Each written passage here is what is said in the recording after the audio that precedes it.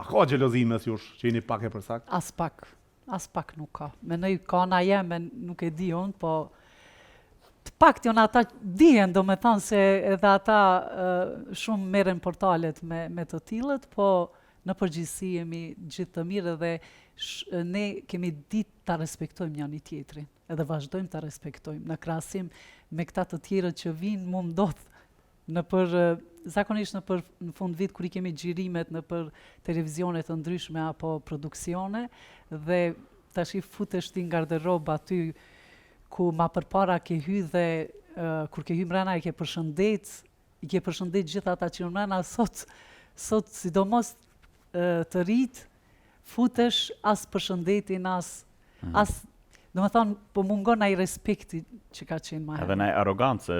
Po, ka dhe të tillë, kush jam une për shembull, edhin, mendojnë kush jam une. Kush do I zëvendësoj këto pak e përsak? A ka... Jo, ka talent tri që vinë, fëmijët edukum, vetëm fatkeqësia është... Disa talente që sot ti mendon që janë zëvendësues të këtyre pak e përsak? Ka sa të dush, ka. Me thuj disa që ta din paktën që është më vlerë tamam. Rini që janë sot që kanë marrë në hapa tuj.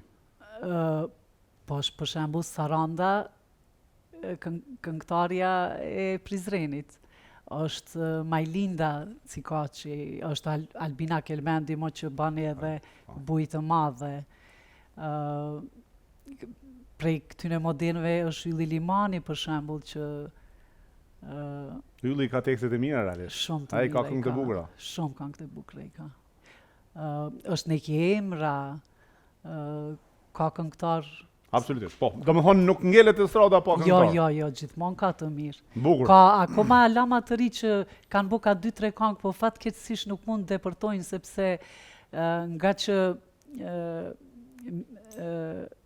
këta të fortit edhe financiarisht nuk mujnë t'i bëjnë ball atyre dhe rrinsin në hije, po që unë mendoj të vazhdojnë të punojnë sepse nuk dihet kur të vjen dita për dal gjithat mund që japin ata këngëtar të ri. Absolutisht. Për shembull është Bulza Havolli, një këngëtare shumë e mirë e Prishtinës që vetëm në përjetës sociale.